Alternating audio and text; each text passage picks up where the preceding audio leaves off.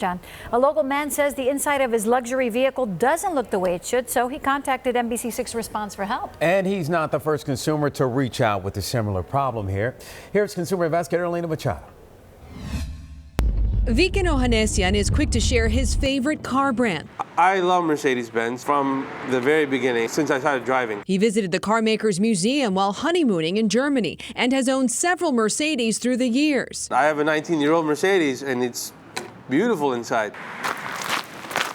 But every time Viken gets into his 2011 E350,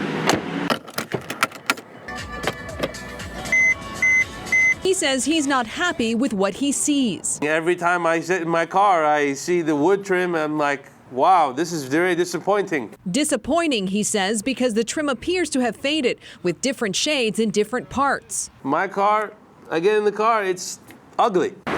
Viken says he paid close to $40,000 for the car when he bought it certified used back in 2014. A few months after the purchase, he says he noticed the wood trim was fading. I took it back to the dealership. The car was under warranty. They replaced it for me. No questions asked. They replaced it.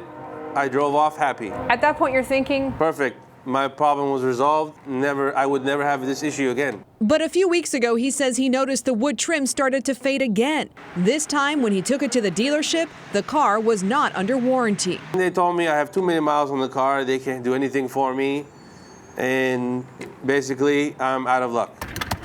He went online and came across our 2017 story about Lawrence Mintz, who also owned an E350. You can see this whole strip here is faded, with wood trim that appeared to have faded. I saw a story. I said maybe, I should contact them, see if they can help me out. We sent Mercedes-Benz these pictures of Viken's wood trim and asked if they had looked into what is causing the issue for some consumers.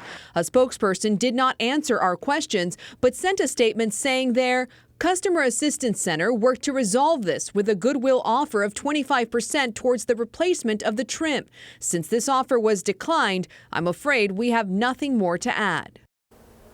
Now, Viken told us he was disappointed by that offer. He feels he shouldn't have to pay anything for the fix. He's now considering whether to keep the car or sell it.